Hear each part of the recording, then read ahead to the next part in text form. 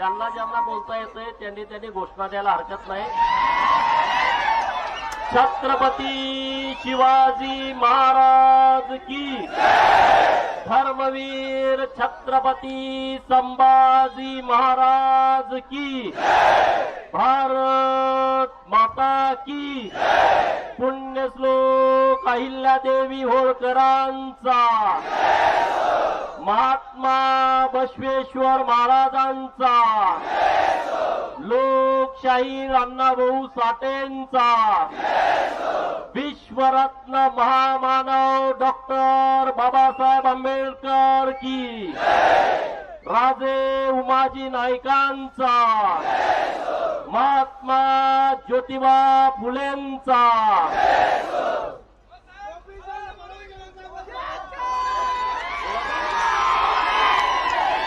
अरे संजय आपला घरातला बोला ना संजय। आज छत्रपती शिवाजी महाराजांच्या चौकामध्ये एवढी मोठी ऐतिहासिक सभा होतीये, हा निव्वळ योगायोग नाही, हा निव्वळ योगायोग नाही, काहीतरी दैवी संकेत आहेत। छत्रपती शिवाजी महाराजांनी या महाराष्ट्रातल्या 18 पगड जातींना, 12 बलुतेदारांना, भटक्या विमुक्तांना, मायनर ओबीसींना, गरीब मराठा समाजाच्या मावळ्यांना सोबत घेऊन हिंदवी स्वराज्य स्थापन केलं। आता आपल्याला सर्व समाजाला बरोबर घेऊन जत विधानसभा मतदारसंघामध्ये 1,00,000% परिवर्तन करायचं आहे। करायचं की नाही? नक्की ना? मित्रांनो, महाराष्ट्राच्या विधानसभेची निवडणूक लागली आणि उमेदवारांच्या याद्या यायला लागल्या, पण सगळ्यांचं लक्ष जत मध्ये काय होणार, जत मध्ये काय होणार, जत मध्ये काय होणार। तुम्हाला पण काळजी लागली होती का नाही सांगा?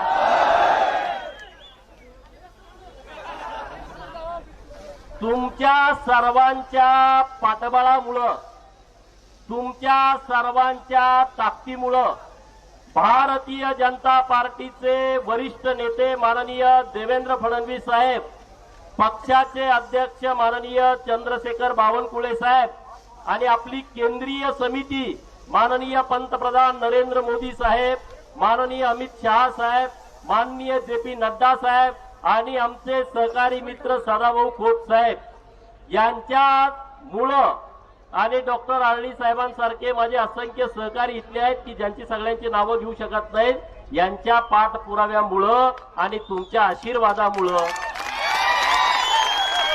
मला जत विधानसभा मतदारसंघामध्ये उमेदवारी मिळालेली आहे, की मी माझं भाग्य समजतो। मला एक मोठी संधी दिली आहे, त्या संधीचं सोनं करण्याची क्षमता माझ्यामध्ये आहे। फक्त तुम्ही सगळ्यांनी जर आशीर्वाद दिले, देणार ना? नक्की देणार ना? बघा, हे सगळे प्रस्थापित आहेत ना महाराष्ट्रातले, ते प्रस्थापित मस्तवाल झालेले आहेत, ते प्रस्थापित माजलेले आहेत। राजसत्ता आपल्याला कशासाठी पाहिजे? महात्मा बसवेश्वरांच्याकडे राजसत्ता आली म्हणून त्यांनी त्या सत्तेचा वापर करून धर्मसत्ता प्रस्थापित केली। हे तुम्ही लक्षामध्ये घ्या। कपाळावरती जो आडवा भस्माचा जो आडवा पट्टा आहे, तो पट्टा त्याचं जतन आपल्याला करायचं आहे। भंडारा पण आपण आडवा लावतो आणि आपल्याला भस्म पण आपण आडवं लावतो। आपण कुणाच्या आडवं जात नाही, आपण कुणाच्या आडवं जात नाही, पण आपल्या कुणी आडवं आलं तर आपण सोडतही नाही, हा त्याचा अर्थ आहे। उच्च नीचतेचा जो भेदभाव होता तो महात्मा बसवेश्वरांनी संपून टाकला। आपल्याला काय करायचं आहे? आपल्याला जे आता प्रस्थापित लोक झालेले आहेत, आमदार खासदार मंत्री, वारंवार त्याच घरामध्ये सत्ता येते, अशा लोकांना आपल्याला उचलून थोडं बाजूला ठेवायचं आहे। पण छत्रपती शिवाजी महाराजांच्या काळामध्ये तलवारी घेऊन लढाई लागत होत्या, बरोबर का? तोफ गोळे वगैरे वापरायला लागत होते. आता काय तुम्हाला तलवार बंदूक पिस्तूल घ्यायची गरज आहे का? नाही आहे. डॉक्टर बाबासाहेबांनी आपल्याला इतकं मोठं शस्त्र दिलंय की तुमच्या या बोटामध्ये इतकी ताकद दिली आहे. या बोटाला तुम्ही तांब्या तर उचलू शकता का? एका उचलू शकता का? या नुसत्या एका बोटानं तुम्ही नाव तर लिहू शकता का? 2 बोटं लागते. पण बाबासाहेबांनी एका बोटामध्ये इतकी ताकद दिली की तुम्ही कुठल्याही प्रस्थापिताला घरात बसवू शकता. तुम्हाला बंदुकीनं गोळ्या मारून लढायला जायची गरज नाही. फक्त ईव्हीएम मशीन वरती कमळावरती पटा पटा पटा पटा बटणं दाबली, बरोबर ना? तुम्ही बटणं दाबायची, तिकडे ते मरून जातील. विधानामध्ये आहे. आणि जत विधानसभा मतदारसंघामध्ये मी आल्यापासून माझ्यावरती एकदम टीकेची झोड उठवली आहे. पण मला त्याचा काही फरक पडत नाही. मी त्या विषयाकडे लक्ष देत नाही. माझे शत्रू या मतदारसंघामध्ये माझ्या विरोधी पक्षात काम करणारे नेते नाहीत. मी पहिल्यापासून तेच सांगतोय. माननीय जगताप साहेब माझे शत्रू नाहीत, माननीय विक्रम सावंत साहेब माझे शत्रू नाहीत. इथं कुणीच माझा शत्रू नाही. माझा नंबर 1 चा शत्रू आहे जत तालुक्यातला दुष्काळ आणि दुष्काळाचा कलंक. जत तालुक्यातला दुष्काळ हा माझा नंबर 1 चा शत्रू आहे. आणि मी तुम्हाला शब्द देतो, कृष्णा माईच्या पाण्यानं जत तालुक्याच्या कपाळावरती जो दुष्काळाचा कलंक लागलाय तो आपल्याला धुवून काढायचा आहे. 7% गावाचा तो कलंक धुतलेला आहे. महायुती सरकारनं राहिलेल्या 40% गावांचा कलंक आपल्याला धुवायचा आहे. नंबर 1. नंबर 2, आपल्या पूर्व भागामध्ये जेव्हा मी फिरतो तेव्हा 35,000 माझ्या बहिणी, माझी आई, माझा बाप, माझा भाऊ हा ऊसाचा कोयता घेऊन ऊस तोडीला जातो. म्हणून नंबर 2 चा शत्रू आमचा ऊसाचा कोयता आहे. तो आम्हाला कायमचा हद्दपार करायचा आहे, बरोबर का? ऊसाचा कोयता आपल्याला कायमचा हद्दपार करायचा आहे. आणि तिसरी गोष्ट, जत तालुक्यातल्या तरुण मुलांना, काल मी पुण्याला गेलो होतो. का गेलतो? माझ्या जत तालुक्यातली मुलं पोटाची खळगी भरण्यासाठी पुण्याला गेलेत, मुंबईला गेलेत, सांगलीमध्ये आहेत, विजापूरला आहेत, बेळगावला आहेत, हुबळीला आहेत, धारवाडला आहेत, बेंगलोर परत गेलेले आहेत. काल संजय तेलीने आणि लक्ष्मण जगोंनी मिटिंग लावली होती. 3-4 हजार मुलं तिथं होती. आणि म्हणून तिसरा आपला शत्रू जो बेरोजगारी आहे, त्यासाठी आपल्याला जत तालुक्यातल्या तरुण मुलाला जत तालुक्यामध्येच काम मिळालं पाहिजे त्याच्या हाताला. हे होऊ शकतं का नाही सांगा तुम्ही? कमी काय तर वेगळं तुम्हाला स्वप्न दाखवायला लागलोय? हा, मग हे अगोदरच्या आमदारांनी का नाही केलं? अगोदरच्या राजकारण्यांनी का नाही केलं? जिल्ह्यातल्या मंत्र्यांनी का नाही केलं? कारण त्यांना माहित आहे जतला दुष्काळी ठेवायचा आणि जतच्या लोकांना ऊस तोडीला कृष्णा काठावरती वापरून घ्यायचं, यासाठी आपल्यावरती दुर्लक्ष झालं मित्रांनो. आणि हे आता दुर्लक्ष जेवढं त्यांनी केलंय प्रस्थापितांनी. आज आपण काय म्हणतोय? आमचा जतचा निधी पळावला. आज आपण काय म्हणतोय? आटपाडी खानापूरचा निधी पळावला, कवटे मंकाचा निधी पळावला. 5 वर्षामध्ये या जिल्ह्याचा माजी मंत्री जयंत पाटील बोंबलला पाहिजे. काय बोंबलला पाहिजे? नीट ऐका. त्यांनी असं म्हटलं पाहिजे, अरे आमचा निधी जतला पळवला, आमचा निधी जतला पळवला. हे कधी होऊ शकतं सांगा तुम्ही? दुसरे आमदार झाल्या होत नाही, कारण ते त्यांचे कार्यकर्ते आहेत. कोणी पतंगराव साहेबांचं कार्यकर्तं, कोणी आर पाटलांचं कार्यकर्तं, कोणी जयंतरावचं कार्यकर्तं, म्हणजे सगळे कार्यकर्ते आहेत. जिल्ह्यात त्यांचे नेते आहेत. त्यामुळे आपल्या ताटातलं ते पळवून नेतात. माझा जिल्ह्यात नेता आहे का? सगळ्यांचा आवाज आहे का माझा नेता? त्यामुळे आपल्यावर कुणी दबाव टाकू शकतं का? आपल्या हिच्याचं आपण हिसकावून आणू शकतो की नाही? आणि मागच्या 50 वर्षात आपलं दुष्काळी पट्ट्याचं ज्यांनी हिसकावलंय त्यांचं पण मी हिसकावून आणू शकतो की नाही? तोपर्यंत हिशोब बराबर होणार नाही, जोपर्यंत कॅल्क्युलेटर मध्ये इस्लामपूरचा निधी आणि जतचा निधी समान होणार नाही. बरोबर की नाही? आपलं वैयक्तिक भांडण नाही जयंतरावशी. माझं भांडण कासाठी आहे, जयंतरावच्या कार्यकर्त्याच्या गोट्याला सुद्धा डांबरी रस्ता आहे. माझं भांडण काय आहे, पतंगराव साहेबांच्या कार्यकर्त्याच्या शेतात जायला पण डांबरी रस्ता आहे. माझं भांडण यासाठी आहे की माझ्या जत तालुक्यातल्या 2000, 3000, 4000 लोकसंख्या असणाऱ्या गावाला सुद्धा डांबरी रस्ता नाही, हा माझा वाद आहे. हे बरोबर आहे की नाही? आणि म्हणून ही कामं करण्याच्या हिशोबानं तुम्हाला आता ते गडी गेलेत सगळे गडबडून गडी गेलेले आहेत. माझ्यावरती जातीयवादाचा आरोप करतात. अरे माझ्यावरती जातीयवादाचा आरोप करू नका. मी तुमच्या विरोधात उभा राहिलं का मग मी जातीवाद, आणि आम्ही मतं दिली का मग जातीवाद नाही का तो? हा, अरे काय प्रकार आहे?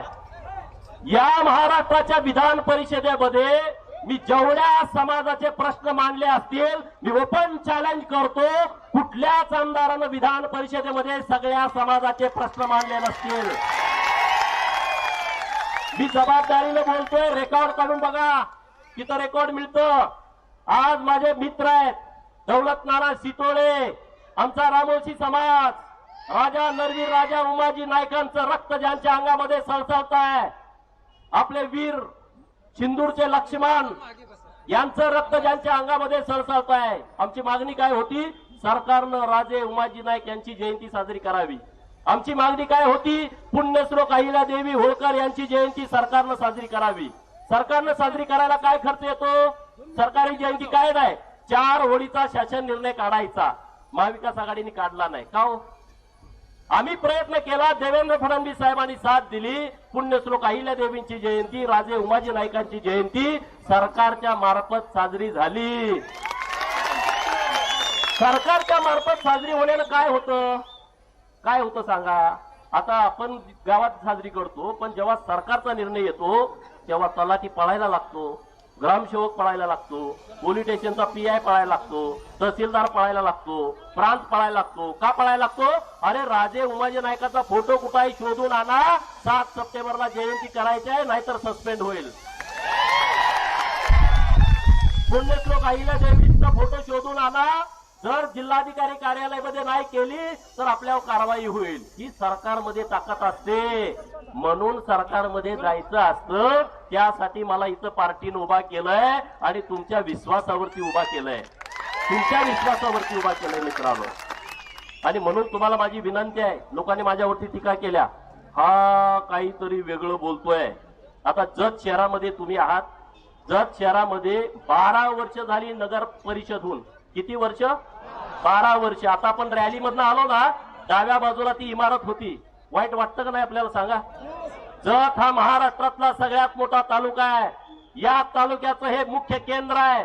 या केंद्रामधील नगर परिषदेमध्ये आमचे नगरसेवक भाऊ, आमच्या नगरसेविका बहिणी, या नगरपालिकेचा मुख्य कार्यकारी अधिकारी आणि तिथले सगळे कर्मचारी एका ग्रामपंचायतीची जी जुनी इमारत आहे त्यामध्ये बसतात.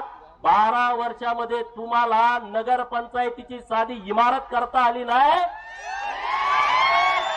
आणि म्हणून गोपीचंद आलाय, मी तुम्हाला शब्द देतो, महायुतीच्या मुख्यमंत्री महोदयांनी शपथ घेतल्याच्या नंतर 6 महिन्याच्या आतमध्ये तुम्हाला पाहिजे तशी तुम्ही डिझाईन करून द्यायची नगरसेवक मित्रांनी माझ्या, की आमच्या जत शहराला अशा पद्धतीची नगर परिषदेची इमारत पाहिजे आणि त्याच्यासाठी निधी आणून देण्याची जबाबदारी माझी. मी मागच्या 2 महिन्यापूर्वी इथं गेलो, तिथं कटरेतांच्या घरी गेलो. त्या म्हणल्या की आम्हाला 8 दिवसातनं पाणी येतं.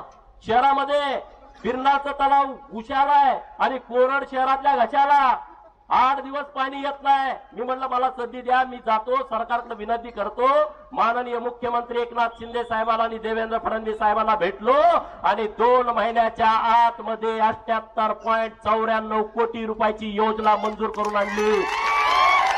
नुसती मंजूर करून आणली नाही, त्याचं टेंडर झालं, त्याची मुदत संपली, आचारसंहिता संपल्याच्या दुसऱ्या दिवशी टेंडर ओपन होईल, 8व्या दिवशी त्याला वर्क ऑर्डर मिळेल आणि 15व्या दिवशी शहराच्या पाणी पुरवठ्याच्या योजनेचं काम सुरू होईल.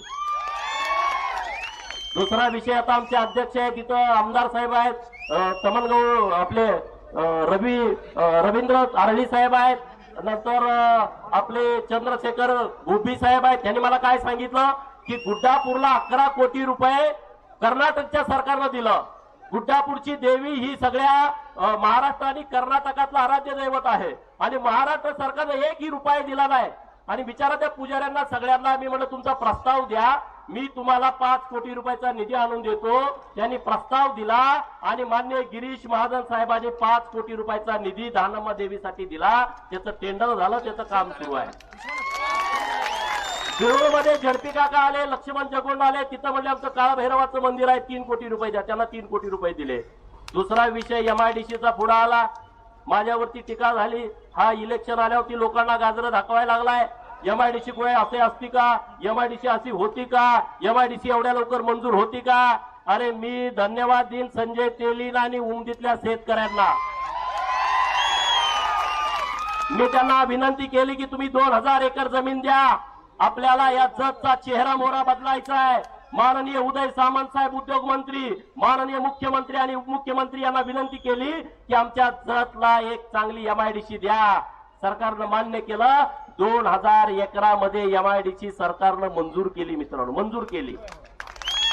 MIDC मुळे काय होणार आहे? जत शहरामध्ये MIDC आहे. ती MIDC किती आहे? 10 हेक्टर मध्ये आहे. त्यातलं 5 एकर रिझर्व आहे, म्हणजे 20 एकरात आहे. 20 एकरामध्ये 40 कारखाने सुरू आहेत छोटे आणि त्यामध्ये 500 लोक कामाला आहेत. सांगलीची जी कुपवाड आणि मिरजची MIDC आहे ती 166 हेक्टर मध्ये आहे. तिथं 400 कारखाने आहेत आणि 15,000 लोक तिथं काम करतायत. अरे आपली MIDC 800 हेक्टर मध्ये होते, 540 हेक्टर आता दिलाय आणि 260 हेक्टर शेतकरी देणार आहेत. म्हणजे मिरज आणि सांगलीच्या कुपवाडच्या MIDCच्या 5 पट मोठी MIDC आपल्या उमदीला होते. किती पट? सांगलीत 15,000 लोक कामाला आहेत, उमदीत किती लागतील? किती?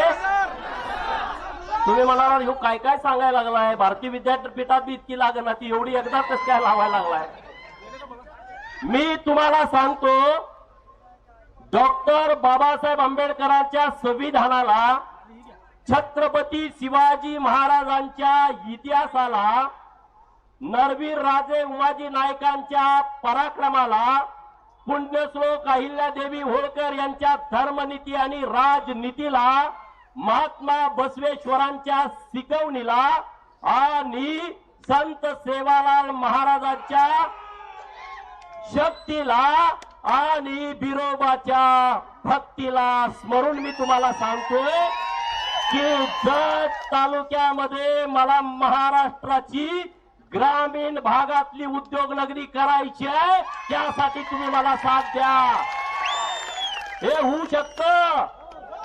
मी काल गेलतो पिंपरी चिंचवडला, आमचे मित्र आहेत तिथं, महेश दादा लांडगे डॅशिंग आमदार आहेत आणि त्यांना मी विनंती केली, तुमच्या इथं पिंपरी चिंचवडला मोठी MIDC आहे, तर आमचं एक काम करा, तुमचे सगळे रिलेशन आहेत उद्योग जगताशी, सगळ्या उद्योगमंत्री महोदयांशी बोललोय, मुख्यमंत्री महोदयांशी बोलतोय की जर उमदी MIDC मध्ये आम्हाला 2 असे कारखाने द्या, 2 ज्या इंटरनॅशनल कंपन्या आहेत.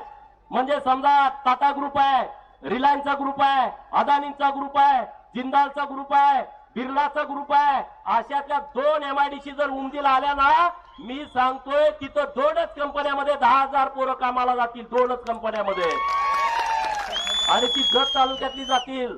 टेन्शन घेऊ नका, चिंता करू नका की आता माझ्यामध्ये अशी कुठं कागदाव MIDC असते का? पहिल्यांदा कागदावच येते. कुठला पण विषय असला तर कागदावच येतो. माझं तिकीट कशावर आलं? कशावर आलं?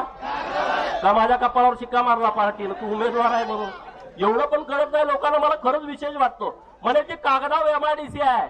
हो, ती कागदाव आहे, पण ती 2 महिन्याच्या आतमध्ये आम्ही कागदावरती आणली. एवढं सोपं काम नाही. तो पवारांचा नातू आहे ना, रोहित पवार, गेली 5 वर्ष आबा तो MIDC करायला. जाऊन YouTube वरती बघा. किती आंदोलन केली त्यांनी बघा. विधान भवनाच्या पायरीवरती रोहित पवार उपोषणाला बसला. बातम्या बघा काढून. का? MIDC मंजूर करा. पवाराचा नातू 4 वेळा मुख्यमंत्री, अनेक वेळा भारतामध्ये सरकार, त्यांच्या घरात सत्ता पाणी भरते. त्याला जमलं नाही 5 वर्षात. तुमच्या सगळ्याच्या आशीर्वादानं 2 ते 3 महिन्याच्या आत आपण जमवलं.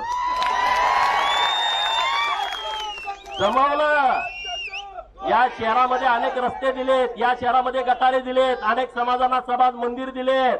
मी तुम्हाला विश्वासानं सांगतो, ड्रोन शूट करून घ्या हे जत शहर.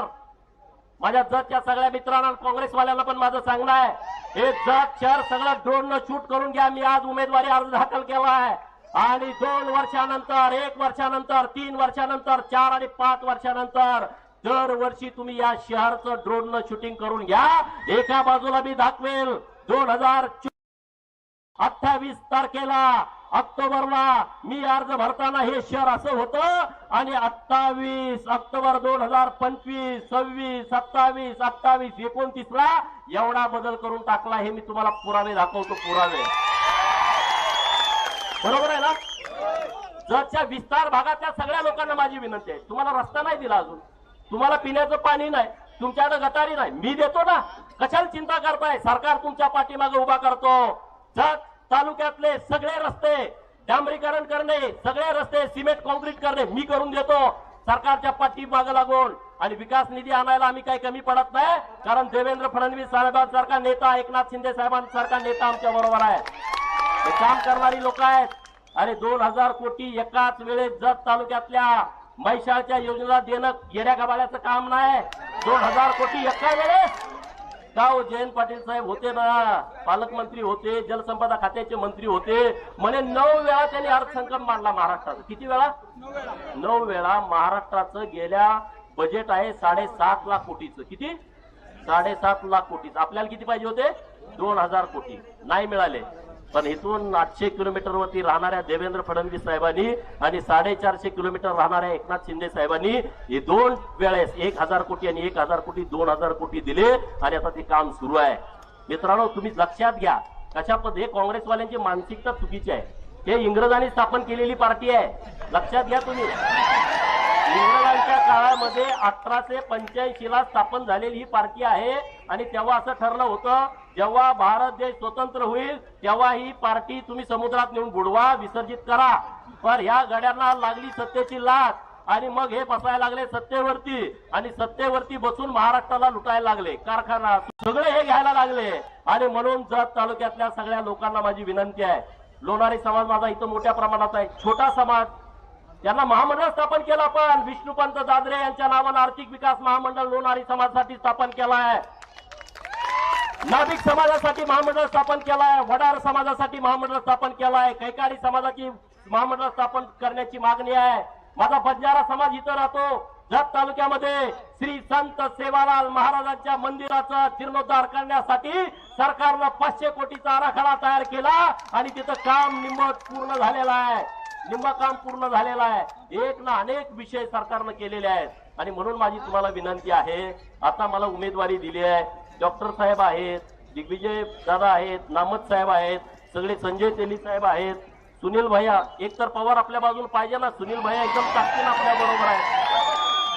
सुजाता पाटील मॅडम, मी जेव्हा राजकारणात पहिल्यांदा आलो 2007 ला महादेव जानकर साहेबांच्या सोबत त्यांचा प्रचार करायला मी आलो होतो, त्या तेव्हा नशीबवान ठरल्या, निवडून आल्या आणि तेव्हा मला वाटतं सभापती झाल्या महिला बाल कल्याणच्या.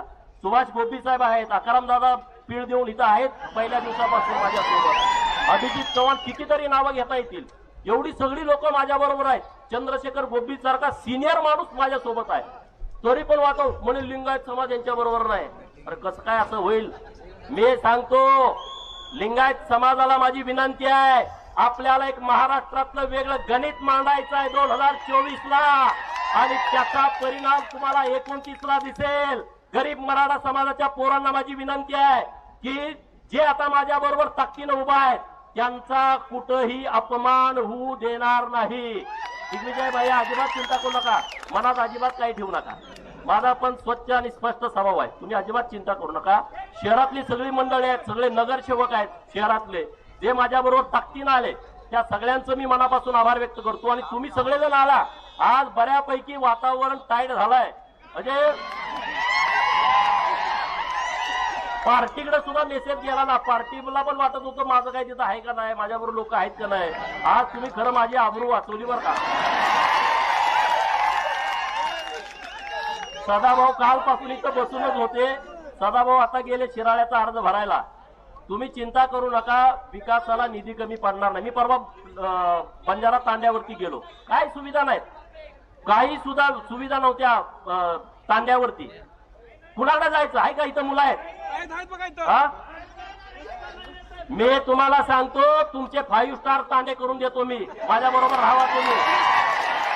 लोक बघायला येतील, लोक बघा. मला दुसरं काहीच काम नाही मित्रांनो. मी एकदम मोकळा माणूस आहे.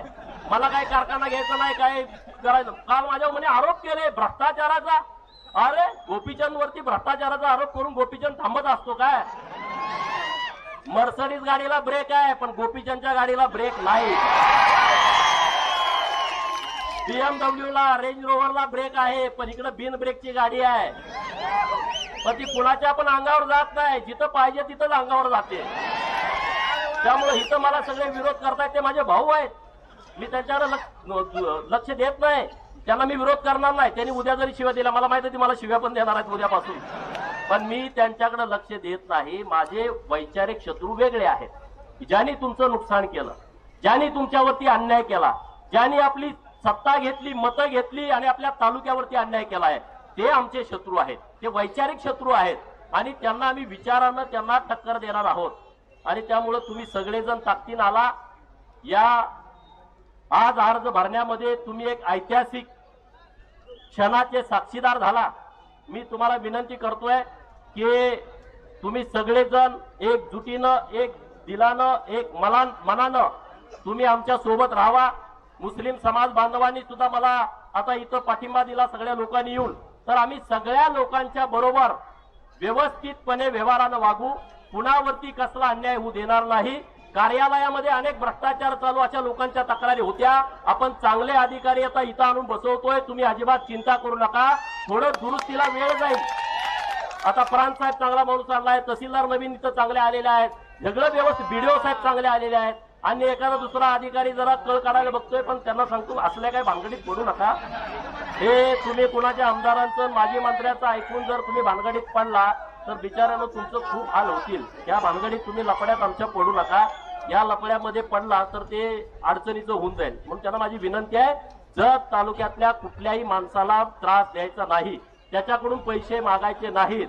जे सरकारचं कायद्याप्रमाणे काम आहे ते त्याला करून द्यायचं. आणि आपल्याला 1 वर्षाच्या आतमध्ये जत ग्रामीण भागामधले सगळे जे पानंद रस्ते आहेत, तुमच्या शेताला जाणारे रस्ते, हे सगळे रस्ते आपल्याला रोजगार हमीतनं करून घ्यायचे आहेत. हे ध्यानात ठेवा.